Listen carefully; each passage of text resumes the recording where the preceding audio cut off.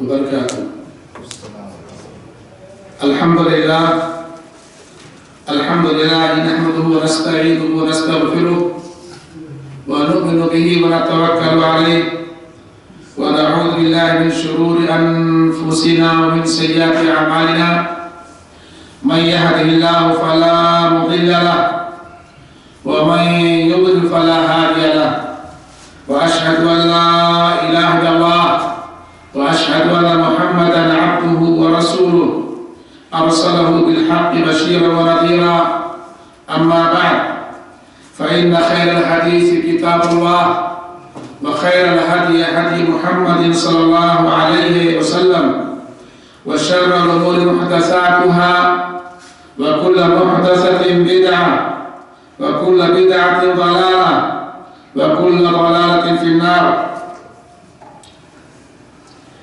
وعن عائشة رضي الله تعالى عنها أن النبي صلى الله عليه وسلم حين توفي سجي ببرد حبرة، متفق عليه.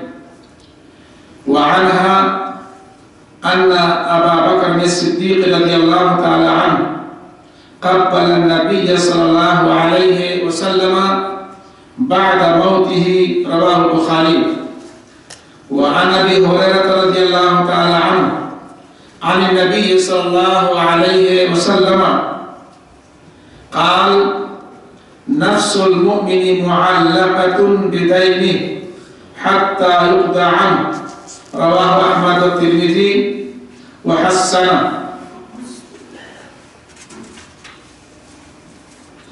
وعن ابن عباس رضي الله تعالى عنهما أن النبي صلى الله عليه وسلم قال: في الذي سقط عن راحلته فمات اغسلوه بماء وسدر وكفنوه في ثوبين، متفق عليه. وعن عائشة رضي الله تعالى عنها قالت: لما أرادوا غسل النبي صلى الله عليه وسلم قالوا: والله ما ندري نجرد رسول الله صلى الله عليه وسلم كما نجرد موتانا أم لا. الحديث رواه أحمد وأبو داود. وعن أم عطية رضي الله تعالى عنها قالت: دخل علينا النبي صلى الله عليه وسلم ونحن نغسل ابنته فقال: اغسل لها 3 أو 5 أو أكثر من ذلك إن رأيتن ذلك بماء وسدر، وجعلنا في الأخيرة كافورا أو شيء من كافور، فلما فرغنا أذنا فألقى إلينا حقوة فقال: أشعر لها إياه، متفق عليه. وفي رواية: ابدأنا بميامنها ومواضع الوضوء منها. وفي لفظ للبخاري: فضفرنا شعرها 3 قرون فألقيناها خلفها. ہر طرح کی تعریف، بڑائی اور بزرگی اللہ رب العالمین کے لیے لائق اور زیبا ہے کہ جس نے ہمیں اسلام جیسی نعمت سے سرفراز فرمایا ہے.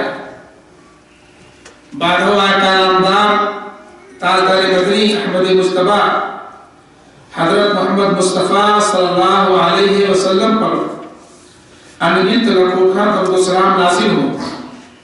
اللہم صلی علی محمد وعلى آل محمد كما صليت على إبراهيم وعلى آل إبراهيم إنك حميد مجيد.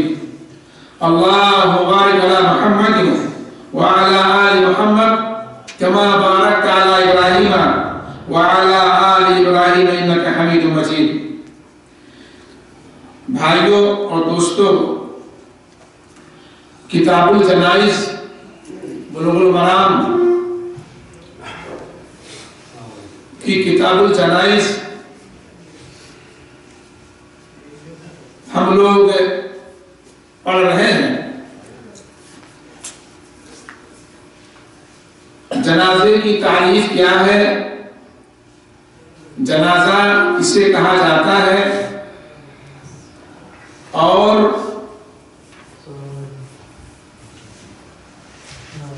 جنازہ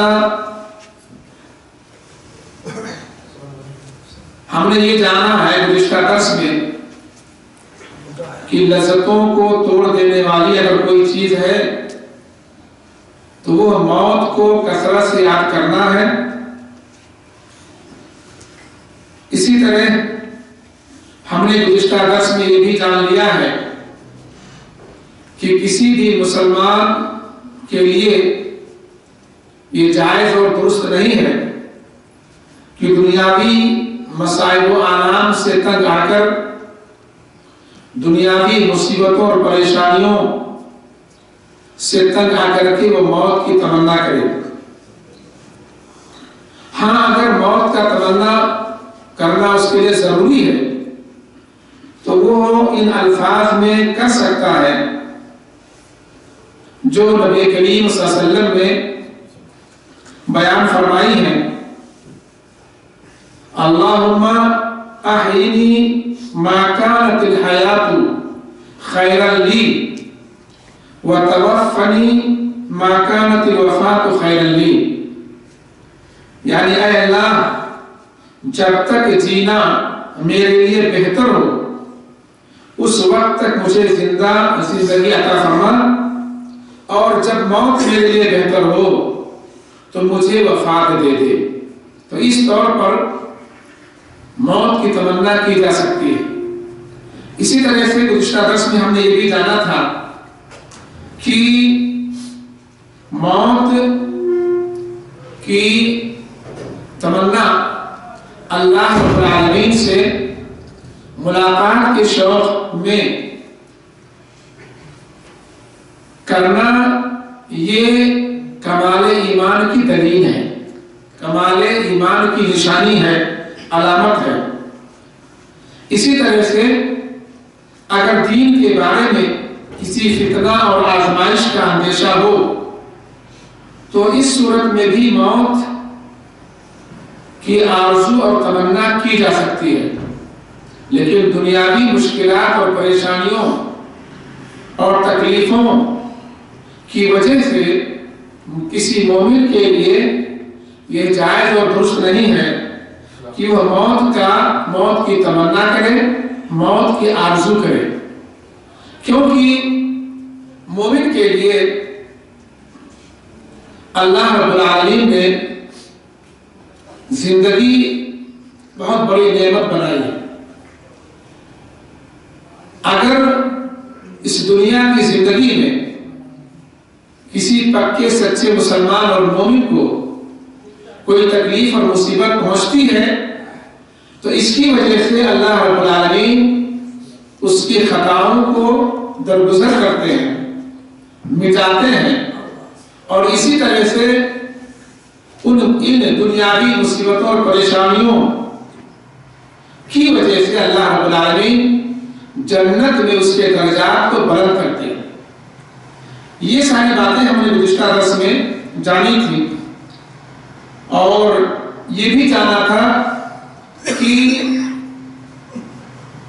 گھر والوں کو چاہیے، رشتہ داروں کو چاہیے، پاس پڑوس کے لوگوں کو چاہیے کہ اگر کوئی بندہ، ان میں کا کوئی بندہ جاگنی کے عالم میں ہو، موت کے وقت قریب ہو، تو اس کے پاس جایا جائے اور اسے کلمہ کی تلقین کی جائے، اس کے پاس پہنچ کر کے کلمہ کی تلقین کی جائے۔ حالات کو دیکھتے ہوئے اگر وہ اس پوزیشن میں ہے، ہم اور آپ یہ محسوس کرتے ہیں کہ اگر اس بیمار آدمی سے جو بستر مرگ پر پڑا ہوا ہے اگر یہ کہا جائے کہ تو کلمہ پڑھ تو یہ انشاءاللہ پڑھ لے گا، اگر یہ امید ہو تو پھر اس سے کہنا چاہیے کہ آپ کلمہ پڑھیے۔ اور اگر یہ خدشہ ہو، یہ خوف اور ڈر ہو کہ کہیں ایسا نہ ہو کہ اس کو کلمہ پڑھنے کے لیے کہا جائے اور یہ انکار کر دے، تو ایسی صورت میں اس سے کلمہ پڑھنے کے لیے نہیں کہنا چاہیے، بلکہ ہمیں چاہیے کہ ہم آواز بلند یعنی اتنی آواز میں کہ وہ قریب المرگ آدمی سن سکے اور اس کو سمجھ سکے، اتنی آواز میں ہمیں کلمہ کو پڑھنا چاہیے۔ لا الہ الا اللہ محمد رسول اللہ، لا الہ الا اللہ محمد رسول اللہ، اتنی آواز میں پڑھیں کہ اس کی آواز اس قریب المرگ آدمی تک پہنچے، تاکہ وہ آپ کے کلمہ، آپ کے زبان سے نکلے ہوئے کلمہ کو وہ سن لے اور اسے توفیق مل جائے، وہ بھی آپ کے ساتھ میں کلمہ پڑھنا شروع کر دے۔ تو یہ اللہ کے نبی صلی اللہ علیہ وسلم نے ہمیں بتایا ہے اور گزشتہ درس میں ہم نے اس کو جانا ہے۔ اسی طرح سے ایک حدیث گزشتہ درس میں آئی تھی کہ جس میں یہ ہے کہ مرنے والے کے پاس جایا جائے اور سورہ یاسین پڑھی جائے۔ میں نے اس حدیث کے بارے میں آپ کو بتایا تھا کہ یہ حدیث نبی کریم صلی اللہ علیہ وسلم سے صحیح سند کے ساتھ ثابت نہیں، اور میں نے یہ بھی کہا تھا جلدی میں کہ سورہ یاسین کی فضیلت میں جتنی بھی حدیثیں ملتی ہیں یا تو ضعیف ہیں یا تو موضوع من گھڑت ہیں، کوئی بھی صحیح سند سے ثابت نہیں ہے۔ اس لیے ہمیں وہی کرنا چاہیے جو اللہ کے نبی صلی اللہ علیہ وسلم سے صحیح سندوں سے ثابت ہے۔ مثلا اللہ کے نبی صلی اللہ علیہ وسلم اپنے مرض الموت میں معوذتین پڑھتے تھے۔ آپ صلی اللہ علیہ وسلم اپنے مرض الموت میں کیا پڑھتے تھے؟ معوذتین، قل اعوذ برب الفلق، قل اعوذ برب الناس پڑھتے تھے اور اپنے ہتھیلیوں پر پھونکتے تھے، اور اس طرح سے آپ صلی اللہ علیہ وسلم اپنے پورے جسم پر اسے پھینکتے تھے۔ اما عائشہ رضی اللہ تعالیٰ عنہ کہتی ہیں کہ جب نبی صلی اللہ علیہ وسلم کی حالت بہت زیادہ خراب ہو گئی، وہ اس پوزیشن کو پہنچ گئے، اس حالت کو پہنچ گئے کہ آپ صلی اللہ علیہ وسلم کے اندر یہ طاقت اور قوت نہیں رہ گئی کہ اپنے ہاتھوں کو اپنے جسم پر پھیر سکیں، تو عائشہ رضی اللہ تعالیٰ عنہ کہتی ہیں کہ میں نبی کریم صلی اللہ علیہ وسلم کے ہاتھوں کو اکٹھا کرتی تھی، دونوں ہتھیلیوں کو، اور اس میں قل اعوذ برب الفلق اور قل اعوذ برب الناس پڑھتی اور اس میں پھونک مارتی، اور نبی کریم صلی اللہ علیہ وسلم کے جسم اطہر پر میں آپ صلی اللہ علیہ وسلم کے دست مبارک کو آپ کے جسم اطہر پر میں پھیرتی تھی۔ تو یہ ہمیں کرنا چاہیے، ہمیں وہی کرنا چاہیے جو صحیح سندوں کے ساتھ ثابت ہیں۔ ہمیں وہ کام قریب المرگ آدمی کے پاس نہیں کرنا چاہیے جو نبی کریم صلی اللہ علیہ وسلم سے صحیح سندوں سے ثابت نہ ہو۔ لہذا سورہ یاسین کا پڑھنا قریب المرگ آدمی کے پاس یہ صحیح اور درست نہیں ہے، حالانکہ اس پر امت بہت سارے لوگوں کا عمل ہے جو صحیح نہیں ہے۔ آج کے اور اسی طرح سے ہم نے یہ بھی جانا تھا گزشتہ درس میں کہ جب آدمی مر جائے، جب اس کی وفات ہو جائے، تو ہمیں چاہیے کہ ہم اس کی آنکھوں کو بند کر دیں۔ نبی صلی اللہ علیہ وسلم نے اس کی علت بیان کی ہے کہ آپ صلی اللہ علیہ وسلم نے فرمایا کہ جب آدمی کی روح نکلنے لگتی ہے اور جب فرشتے اس کے روح کو لے کر کے جاتے ہیں تو اس آدمی کی آنکھیں اس کی پیچھا کرتی ہیں، اس روح کی پیچھا کرتی ہیں، اس طرح سے ان کی آنکھیں کھلی کی کھلی رہ جاتی ہیں، لہذا وہاں پر جو لوگ موجود ہوں انہیں چاہیے کہ وہ جب آدمی مر جائے تو اس مرے ہوئے آدمی کی آنکھوں کو مود دے، اس کے کپوٹوں کو گرا دے، بند کر دے۔ یہ نبی کریم صلی اللہ علیہ وسلم نے سکھائی ہے۔ اسی طرح سے ہم نے یہ بھی جانا تھا گزشتہ درس میں کہ جنازے کی نماز سے پہلے بھی مرنے والے کے لیے دعائے مغفرت کی جا سکتی ہے، جیسا کہ اللہ کے نبی صلی اللہ علیہ وسلم نے حضرت ابو سلمہ رضی اللہ تعالی عنہ کے پاس آپ نے کی۔ جب ان کی وفات ہو گئی، آپ صلی اللہ علیہ وسلم نے ان کے دونوں آنکھوں کو موند دیے، آپ صلی اللہ علیہ وسلم نے ان کے دونوں آنکھوں کو بند کر دیے، اور آپ صلی اللہ علیہ وسلم نے یہ دعا فرمائی: اللہم اغفر لأبی سلمہ وارفع درجته في المهديين وافسح له في قبره ونور له فيه واخلفه في عقبه۔ تو یہ دعا آپ صلی اللہ علیہ وسلم نے وہاں پر کی۔ اس سے معلوم ہوا کہ جب آدمی مر جائے تو جنازے کی نماز سے پہلے بھی مرنے والے آدمی کے لیے دعائے مغفرت کی جا سکتی ہے۔ اور آج جو حدیث ہمارے سامنے ہے یہ بلوغ المرام کی حدیث نمبر 431 ہے۔ اس حدیث کے بیان کرنے والی ہم تمام مومنوں کی ماں عائشہ رضی اللہ تعالی عنہ ہیں۔ وہ کہتی ہیں: ان عائشہ رضی اللہ تعالی عنہ ان النبی صلی اللہ علیہ وسلم حين توفي سجي ببرد حبرہ، متفق علیہ، بخاری مسلم کی حدیث ہے۔ اما عائشہ رضی اللہ تعالی عنہ کہتی ہیں کہ نبی صلی اللہ علیہ وسلم جب فوت ہوئے، آپ صلی اللہ علیہ وسلم کی جب وفات ہو گئی تو آپ صلی اللہ علیہ وسلم کو ایک دھاری دار چادر سے ڈھانپ دیا گیا۔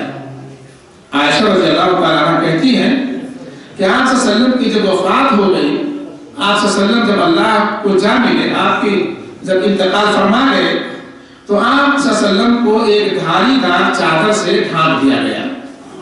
یہ حدیث بخاری مسلم کی ہے۔ میت کو غسل سے پہلے دھاری دار چادر سے ڈھانپ دینا بھی جائز ہے۔ یہ حدیث میں بتاتی ہے کہ میت کو، مرنے والے کو غسل دینے سے پہلے دھاری دار چادر سے ڈھانپ دینا جائز اور درست ہے۔ دوسرا، آپ صلی اللہ علیہ وسلم پر بھی موت وارد ہوئی۔ یہ حدیث ہمیں بتاتی ہے کہ نبی صلی اللہ علیہ وسلم پر بھی موت وارد ہوئی، آپ صلی اللہ علیہ وسلم کو موت آئی، آپ صلی اللہ علیہ وسلم وفات پائے۔ اس سے حیات النبی صلی اللہ علیہ وسلم کا مسئلہ بڑی آسانی سے حل ہو گیا اس حدیث پاک سے، کہ اگر آپ صلی اللہ علیہ وسلم نے وفات نہیں پائی تو آپ کے ساتھ وہ عمل کیوں کیا ہے جو مرنے والوں کے ساتھ کیا جاتا ہے۔ نبی صلی اللہ علیہ وسلم کی اگر وفات، جیسے کہ ہمارے بعض لوگ یہ کہتے ہیں بھائی کہ نبی صلی اللہ علیہ وسلم کی وفات نہیں ہوئی ہے، اگر کوئی بندہ، کوئی مسلمان کہہ دیتا ہے کہ نبی صلی اللہ علیہ وسلم کی وفات ہو گئی تو اس کو نہ جانے کتنی گالیاں دیتے ہیں، اور اسی طرح سے اس کو وہابی، لہابی اور نہ جانے کن القاب سے اس کو نوازتے ہیں۔ آپ اما عائشہ رضی اللہ تعالیٰ عنہ کو کیا کہیں گے؟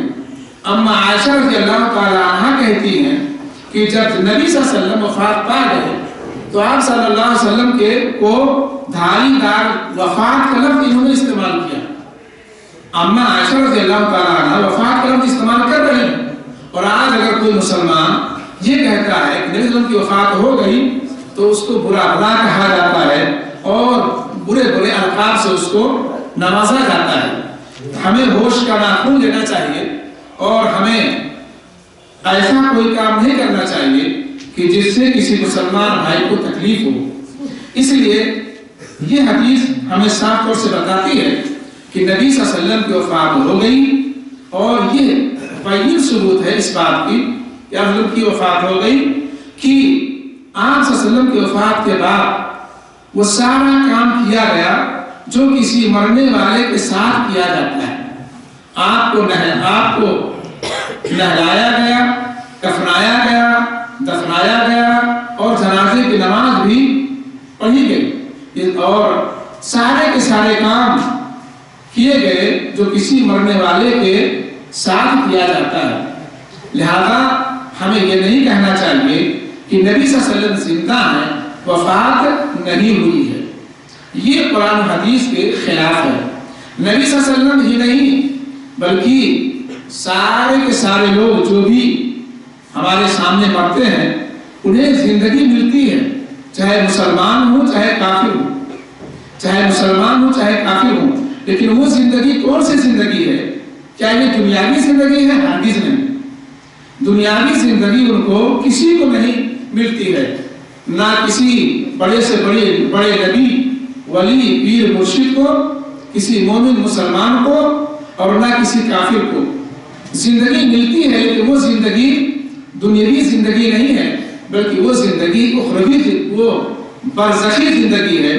اس زندگی کے بارے میں اللہ تعالیٰ نے خود ہی کہا ہے کہ تم اس کے بارے میں نہیں جان سکتے ہو، لہذا یہ کہنا کہ اللہ کے رسول کی وفات نہیں ہوئی ہے، نبی صلی اللہ علیہ وسلم ویسے ہی زندہ ہیں جیسے کہ دنیا میں زندہ تھے، اور اسی کو لے کر کے آج بہت سارے لوگ شرک بدعت میں مبتلا ہیں، کیونکہ وہ اگر یہ مان لیں کہ نبی صلی اللہ علیہ وسلم کو دنیاوی زندگی حاصل نہیں ہے، آپ صلی اللہ علیہ وسلم کو برزخی زندگی ہے، تو پھر ان کا جو کچھ ان کی جو عمارت ہے شرک و بدعت کی وہ دھڑام سے زمین پر گر جاتی ہے، پھر ان کی دکانیں بند ہو جائیں گی۔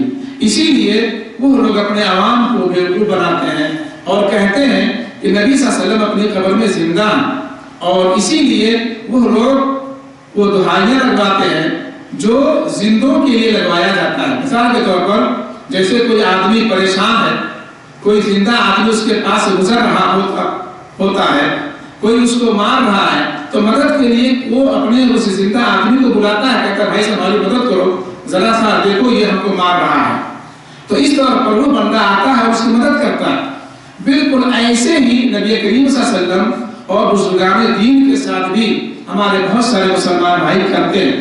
آپ صلی اللہ علیہ وسلم دنیا سے چلے گیا، تو جب زندہ تھے، دنیا کے اندر تھے، تو ایسی صورت میں کوئی مصیبت پریشانی آتی تھی، صحابہ کرام آتے تھے نبی صلی اللہ علیہ وسلم کے پاس اور اپنی فریاد نبی صلی اللہ علیہ وسلم کے سامنے رکھتے تھے، اور نبی صلی اللہ علیہ وسلم اس کو پورا کرتے تھے۔ لیکن جب نبی، جیسا کہ میں نے اس سے پہلے شفاعت والے بحث میں نے آپ لوگوں کو بتائی ہے کہ جب نبی صلی اللہ علیہ وسلم دنیا سے چلے گئے، وفات پا گئے، تو پھر عمر فاروق رضی اللہ تعالیٰ عنہ کے زمانے میں قحط سالی پڑی، سوکھا پڑا، نبی صلی اللہ علیہ وسلم کی قبر شریف وہیں پر موجود ہے، لیکن کہیں بھی کوئی بھی یہ ثابت نہیں کر سکتا کہ اس قحط سالی کے موقع پر صحابہ کرام اور حضرت عمر بن خطاب رضی اللہ تعالیٰ عنہ نبی کریم صلی اللہ علیہ وسلم کی قبر شریف پر گئے ہوں اور ان سے فریاد کیے ہوں کہ اے اللہ کے نبی صلی اللہ علیہ وسلم آپ نفل کرم فرمائیے، آپ کے شہر والے پریشان ہیں، سوکھا پڑا ہوا ہے، قحط سالی، ہمارے جانور مر رہے ہیں، کھیتیاں ہماری سوکھ گئی ہیں، ہم سب لوگ پریشان ہیں، آپ نظر رحمت فرما دیجئے۔ ایسا کہیں کوئی پورا اور ثبوت نہیں ملتا ہے، بلکہ کیا ہوا، ہم نے اس کو بیان کیا شفاعت والے بحث میں کہ کیونکہ ان کو معلوم تھا کہ آپ صلی اللہ علیہ وسلم اب ہمارے درمیان موجود نہیں، وہ جب آپ صلی اللہ علیہ وسلم ہمارے درمیان موجود رہتے تھے تب کوئی مصیبت پریشانی یا کہیں قحط سالی وغیرہ پڑتی تھی تو ہم آپ سے فریاد کرتے تھے، آپ صلی اللہ تعالیٰ سے دعا کرتے تھے اور فوراً بارش ہو جایا کرتی تھی، ان کو معلوم تھا۔ اسی لیے وہ لوگ نبی صلی اللہ علیہ وسلم کے روضہ پر جانے کے بجائے، نبی کریم صلی اللہ علیہ وسلم کی قبر شریف پر جانے کے بجائے کہاں پر گئے؟ نبی کریم صلی اللہ علیہ وسلم کے چہتے چچا حضرت عباس رضی اللہ تعالیٰ عنہ کے پاس گئے، اور عمر فاروق رضی اللہ تعالیٰ عنہ نے کہا کہ آپ اللہ کے رسول صلی اللہ علیہ وسلم کے آپ چہتے چچا ہیں، ہم میں آپ سب سے زیادہ بزرگ ہیں، چلیے میدان میں چلیں اور اللہ رب العالمین سے دعا کریں کہ اللہ تعالیٰ ہمیں ہم پر بارش نازل فرمائے، برانے رحمت ہو۔ تو اس طور پر اس طرح سے انہوں نے کیا۔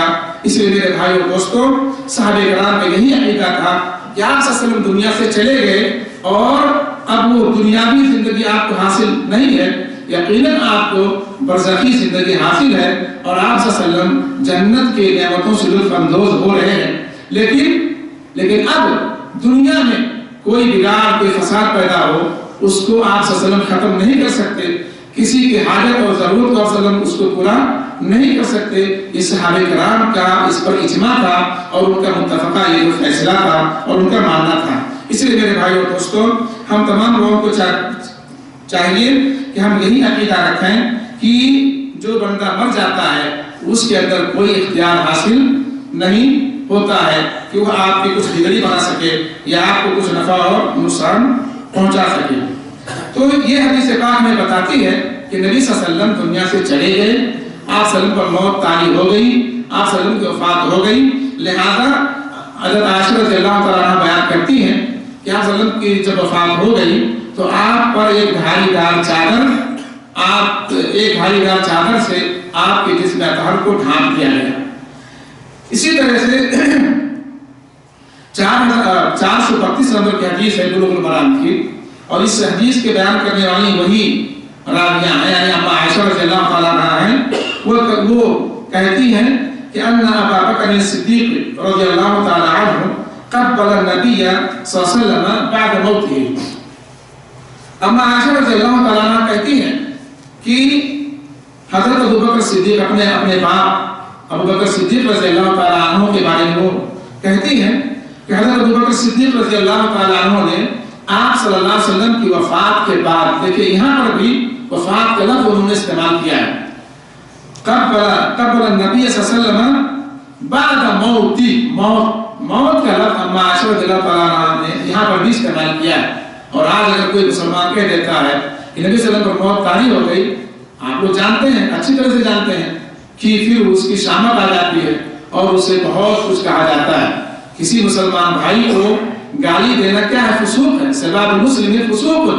کسی بھی مسلمان بھائی کو گالی دینا فسق ہے، بہت بڑے گناہ کا کام ہے اور گناہ کبیرہ ہے. لہذا ہمیں چاہیے کہ ہم قرآن حدیث کا مطالعہ کریں اور اپنے کسی مسلمان بھائی کو برا بھلا ہرگز نہ کہیں. اما عائشہ رضی اللہ تعالیٰ عنہ کہتی ہیں کہ حضرت ابو بکر صدیق رضی اللہ تعالیٰ عنہ آپ صلی اللہ علیہ وسلم کی وفات کے بعد آپ کی پیشانی کا بوسہ لیا تھا. یہ بخاری شریف کی حدیث ہے. اس حدیث سے معلوم ہوا کہ مرنے والے کے پیشانی کا بوسہ لینا جائز اور درست ہے. مرنے والا اگر کوئی مر گیا ہے، کوئی عزیز کوئی بھی ہو، مسلمان آدمی ہو، تو اس کے پیشانی کا بوسہ لینا ہمارے لیے جائز اور درست ہے. اسی طرح حدیث نمبر 433 ہے، اور اس حدیث کے بیان کرنے والے مشہور صحابی رسول ہیں، وہ ہے حضرت ابو ہریرہ رضی اللہ تعالیٰ عنہ. حضرت ابو ہریرہ رضی اللہ تعالیٰ عنہ کہتے ہیں کہ نبی صلی اللہ علیہ وسلم نے فرمایا نفس المؤمن معلقۃ بدینہ، نفس المؤمن معلقۃ بدینہ حتی یقضى عنہ، رواہ احمد والترمذی وحسنہ. حضرت ابو ہریرہ رضی اللہ تعالیٰ عنہ کہتے ہیں کہ نبی صلی اللہ علیہ وسلم نے فرمایا کہ مومن کی روح قرض کے ساتھ اس وقت تک معلق یعنی لٹکی رہتی ہے جب تک اسے ادا نہیں کر دیا جاتا. مومن کی روح قرض کے ساتھ اس وقت تک اٹکی رہتی ہے، لٹکی رہتی ہے، معلق رہتی ہے جب تک اس کا قرضہ ادا نہ کر دیا جائے. یہ حدیث مسند احمد ترمذی کی ہے اور امام ترمذی نے اس حدیث کو حسن قرار دیا ہے، قابل حجت ہے. اس سے معلوم ہوتا ہے کہ حقوق العباد مرنے والے سے معاف نہیں ہوتے. حقوق العباد جو بندوں کی جو حقوق ہیں وہ مرنے والے سے معاف نہیں ہوتے ہیں. یہاں تک کہ جس کا حق تھا وہ حق دار اسے از خود معاف کر دے یا کوئی دوسرا اس کی طرف سے ادا نہ کر دے. یہ قرضہ کیا ہے؟ یہ حقوق العباد میں سے. حقوق العباد اگر آپ نے کسی سے قرضہ لیا ہے تو جس سے آپ نے قرضہ لیا اس کا آپ کے اوپر حق ہے کہ آپ اس کا قرضہ لوٹائیں، اور اگر آپ نہیں لوٹاؤ گے اور مر گئے تو پھر کیا ہوگا؟ پھر آپ کی روح لٹکی ہوئی رہے گی، معلق رہتی ہے. تو اس لیے معلوم یہ ہوا کہ روح لٹکی ہوئی رہتی ہے، یا تو جس سے آپ نے قرضہ لیا تھا وہ از خود अपने ही तौर पर वो उसको माफ कर दे, या कोई दूसरा आदमी उसकी तरफ से मरे हुए आदमी की तरफ से उस कर्जा को अदा कर दे, तब वो उसका लटकना खत्म हो जाता है। अगर ऐसा नहीं हुआ तो वो उसकी रूह लटकी हुई रहती है। इसी तरह कर्ज का भार मय्यत के जिम्मा होता है जब तक उसकी तरफ से वो कर्ज अदा नहीं कर दिया जाता। खां कोई रिश्तेदार अदा करे या दोस्तों अहबाब में से कोई या इस्लामी अगर सल्तनत है, हुकूमत है, रियासत है, अपने शहरी की हैसियत से उसका कर्ज अदा कर दे। इससे जरा अंदाजा लगाएं कि ये माल तो मरने वाले ने मालिक की रजामंदी से वापसी की नियत से कर्ज लिया था, यानी जो कर्ज लिया था वो मालिक की रजामंदी से वापसी की नियत से लिया था कि आप मुझको कर्जा दे दीजिए, हमारी हाजत और जरूरत पूरी हो जाए, फिर मैं आपका पैसा लौटाऊंगा। और मालिक इस पर राजी था और खुश था, उसने दिया, लेकिन उसको मौत आ गई और वो अल्लाह को प्यारा हो गया। तो उसकी यह हालत है, जब तक उसकी अदायगी नहीं होती मय्यत उसी कर्ज से मुअल्लक़ रहती है। मगर जिन लोगों ने दूसरों की कोई चीज या माल फरेब, धोखा, डाका डालकर हासिल की होगी, उसका क्या हशर होगा, उसका क्या हशर होगा। इससे आप अंदाजा लगाएंगे, एक आदमी किसी से कर्जा लेता है मालिक की रजामंदी से, और उसकी नियत होती है कि मैं इसको लौटाऊंगा, लेकिन उसकी वफात हो गई, फिर भी उसकी रूह क्या है, लटकी हुई है। लेकिन एक आदमी है वो डाका डाल करके किसी का माल हथियाता है, धोखा दे करके, धोखा फरेब में डाल करके किसी का माल हथियाता है, तो उसका क्या हाल होगा क़यामत के दिन। हमें ये सोचना और इस पर गौर फिक्र करना चाहिए। अगर मरने वाले ने अपना माल उतना पीछे छोड़ा है कि उससे उसका कर्ज अदा हो सकता हो, तो वारिस उस माल में से कर्ज की अदायगी करने के पाबंद है। यानी अगर मरने वाला आदमी इतना माल छोड़ा है कि उससे उसके कर्ज को अदा किया जा सकता है, तो जो उसके वारिसदार हैं, जो उसके वारसा हैं, वो इसके पाबंद हैं कि वारसा तरका तकसीम करने से पहले उसका कर्जा अदा कर दिया जाए, मरने वाले का कर्जा उसके माल में से अदा कर दिया जाए। ये वारिसदार जितने वारसा हैं सब इसके पाबंद हैं, उनके ऊपर ये जरूरी और फर्ज है। अगर वो मुफलिस और गरीब था मरने वाला आदमी, उतना माल ही तरका में पीछे नहीं छोड़ा, तो फिर इस्लामी रियासत उसके कर्ज अदा करने की पाबंद होगी। जो इस्लामी रियासत है, इस्लामी हुकूमत है, वो मरने वाला आदमी जिसने कर्जा लिया था, गरीब खल्लास मुफलिस आदमी था और बेचारा मर गया, अब कोई अदा करने वाला भी नहीं है, तो ये इस्लामी रियासत की जिम्मेदारी है कि वो अपने शहरी का कर्ज उसकी तरफ से अदा कर दे। चुनांचे नबी करीम सल्लल्लाहु अलैहि वसल्लम ने, जैसा कि बुखारी शरीफ में है, नबी करीम सल्लल्लाहु अलैहि वसल्लम ने फरमाया, मरने वाला जो माल अपने पीछे छोड़कर मरे तो वो वारिसों का हक है, जो कर्ज उसके जिम्मा था वो मेरे और मेरे वालियाने रियासत के जिम्मा है, हम उसे अदा करेंगे। इससे मालूम हुआ कि कर्ज की माफी नहीं, क्योंकि ये हुकूकुल इबाद से मुताल्लिक है। इसलिए मेरे भाइयों, कर्ज का लेना देना ये जायज और दुरुस्त है, लेकिन हमें उतने ही लेना चाहिए जितना हम अदा कर सकें। हमारी सैलरी 800 है और हम कर्जा लें 5000, तो फिर हम कहां से उसको अदा करेंगे, ये सब सोचना चाहिए। क्योंकि अगर कहीं मर गए और किसी ने अदा नहीं किया, तो फिर अल्लाह रब्बुल आलमीन के यहाँ बहुत सारी नेमतों से आप महरूम कर दिए जाएंगे। जब तक आपकी तरफ से कोई बंदा अदा नहीं कर देगा, चाहे आपके वारिसदार उसको अदा करें या कोई और दूसरा मुसलमान भाई उसको अदा करे, या वो आदमी जिसका आपने कर्ज लिया वो अपने तौर पर माफ कर दे, या इस्लामी हुकूमत आप उस मरे हुए आदमी की तरफ से कर्जा को चुका दे, तब तक वो क्या होता है, अल्लाह रब्बुल आलमीन उसको बहुत सारी नेमतों से महरूम رکھتے ہیں اس کے گناہوں کو معاف کر کے اللہ تعالیٰ جنت میں داخل نہیں فرماتے ہیں اور وہ ایسے ہی لٹکا ہوا رہتا ہے۔ اللہ تعالیٰ سے ہم یہ دعا کریں کہ بارے رہا ہم سب کو قرض سے بچائے، اور اگر ہم قرض لیں تو اللہ تعالیٰ ہمیں توفیق دے کہ ہم اسے جلد از جلد ادا کر سکیں۔ اسی طرح حدیث نمبر 434 ہے۔ اس حدیث کے بیان کرنے والے حضرت عبداللہ بن عباس رضی اللہ تعالیٰ عنہما ہیں۔ یہ کون ہے؟ عبداللہ بن عباس۔ عبداللہ بن عباس کون ہے؟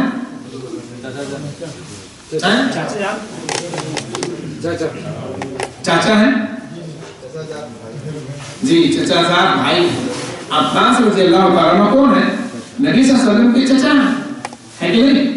اور یہ ان کے لڑکے ہیں عبداللہ بن عباس، عباس کے لڑکے عبداللہ، تو یہ ان کے لڑکے ہیں اور نبی صلی اللہ علیہ وسلم کے چچا بھائی بھی۔ تو عبداللہ بن عباس رضی اللہ تعالیٰ عنہما بیان کرتے ہیں کہ نبی کریم صلی اللہ علیہ وسلم نے اس آدمی کے متعلق جو اپنی سواری سے گر کر جاں بحق ہوئے، یعنی سواری سے گر کر کے جو مر گئے تھے، ان کے بارے میں فرمایا کہ اسے پانی اور پیلی کے پتوں سے غسل دو اور اسی کے 2 کپڑوں میں کفن دے دو۔ یہ حدیث بخاری شریف کی ہے۔ یہ حدیث تھوڑی سی لمبی ہے، تفصیل ہے اس میں۔ یہاں پر حدیث کا جو پہلا حصہ ہے ٹکڑا اس کو یہاں پر ذکر کیا گیا ہے۔ حدیث تھوڑی سی لمبی ہے، وہ اس طرح سے ہے کہ حج کے موقع پر حج کے لیے یہ صحابی گئے ہوئے تھے، میدان عرفات میں تھے، اپنے غالباً گھوڑے پر اونٹ پر یہ سوار تھے۔ اتفاق سے وہ جو ہے اونٹ سے نیچے گر گئے اور گردن کی ہڈی ان کی ٹوٹ گئی، گردن کی ہڈی ان کی ٹوٹ گئی اور یہ فوت ہو گئے۔ یہ صحابی فوت ہو گئے، ان کی وفات ہو گئی۔ تو ان کے بارے میں اللہ کے نبی نے فرمایا کہ یہ احرام کی حالت میں تھے، لہذا انہیں بیری کے پتوں اور بیری کے پتے پانی میں ملا کر کے اس کے ذریعے سے انہیں غسل دیا جائے اور ان کو الگ سے کسی اور کپڑے میں کفنایا نہ جائے، بلکہ یہ جو احرام کا جو کپڑا پہنے ہوئے تھے، احرام کی حالت میں تھے، احرام کا جو کپڑا ان کے جسم پر ہے اسی میں ان کو کفنا دیا جائے۔ الگ سے کپڑا ان کے لیے کفن کا لینے کی ضرورت نہیں ہے، اسی کپڑے میں ان کو کفنا دیا جائے۔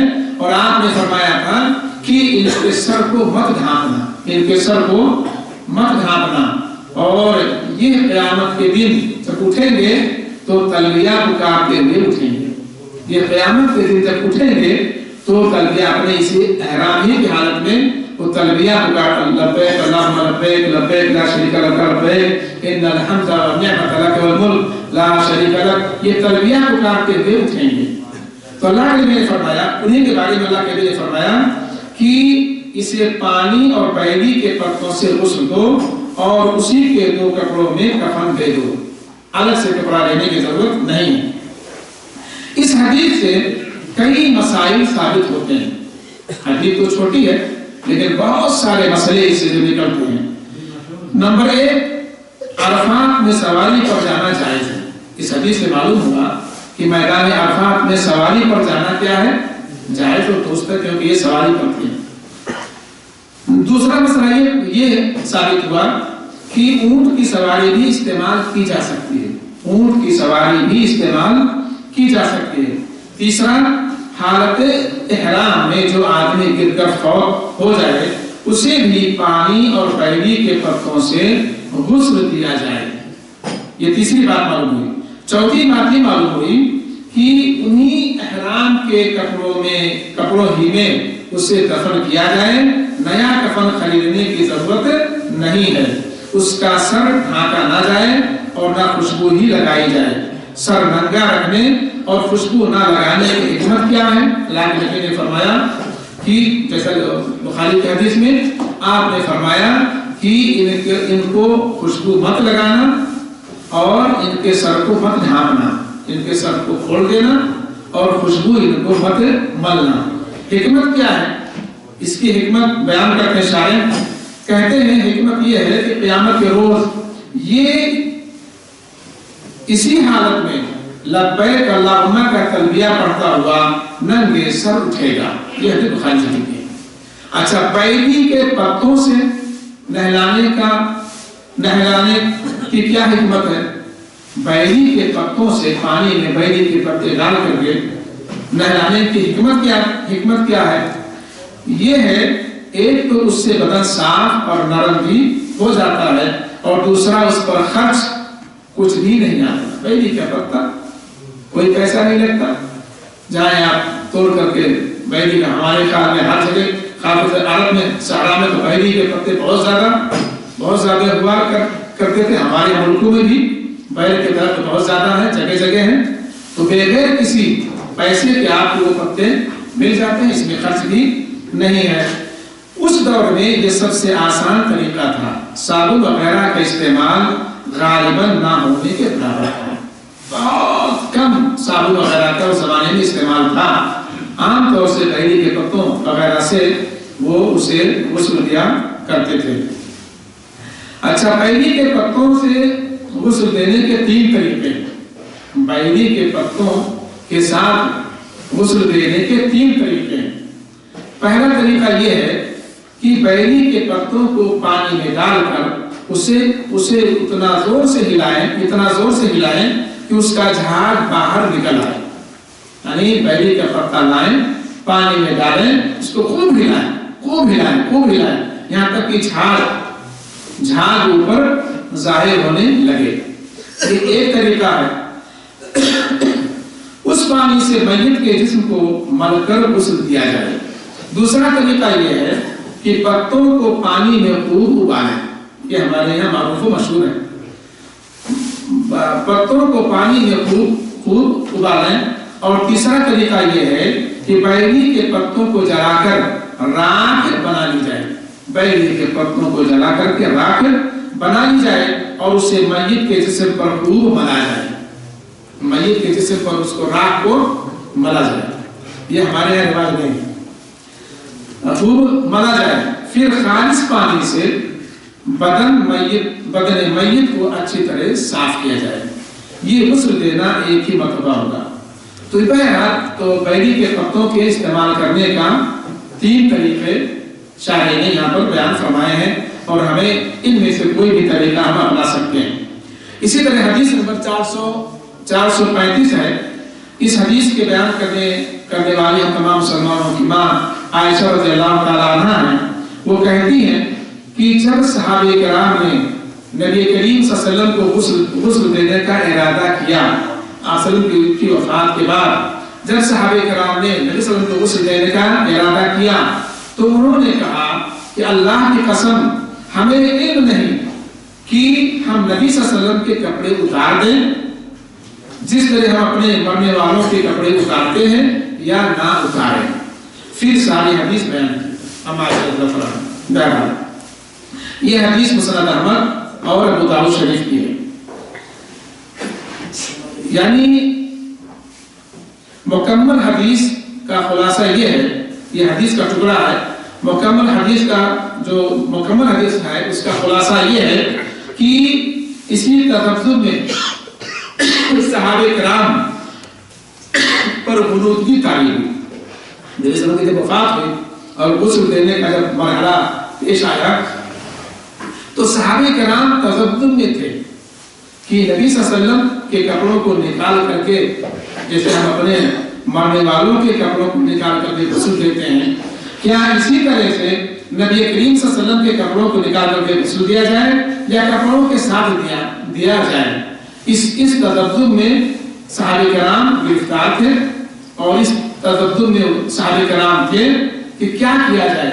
اتنے میں حدیث میں ہے, اتنے میں صحابہ کرام پر غنودگی طاری ہو گئی.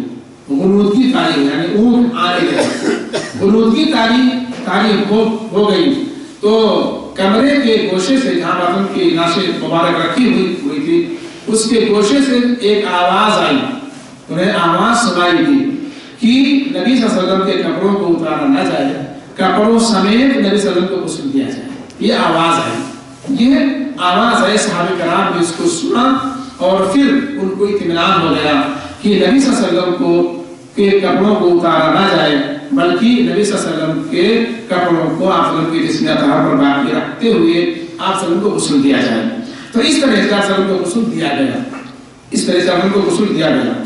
ایسا کیوں ہوا؟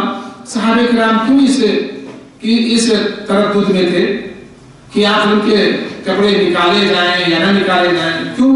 اس لیے کہ چونکہ رسول اللہ صلی اللہ علیہ وسلم کو چونکہ دیگر مخلوق پر شرف و بزرگی حاصل ہے، دیگر جتنی بھی مخلوقات ہیں، چاہے انسان ہو، چاہے چرند ہو، پرند ہو، فرشتے ہوں، کوئی بھی ہو اللہ کے علاوہ جتنی بھی مخلوقات ہیں، تمام مخلوقات پر نبی کریم صلی اللہ علیہ وسلم کو شرف و بزرگی حاصل ہے۔ آپ صلی اللہ علیہ وسلم تمام سے زیادہ اشرف اور افضل اور بہتر ہے۔ اس لیے صحابہ کرام کو تردد ہوا کہ کیا کیا جائے، عام مرنے والوں کی طرح سے آپ صلی اللہ علیہ وسلم کو غسل دیا جائے یا آپ صلی اللہ علیہ وسلم کو کسی اور طریقے سے غسل دیا جائے۔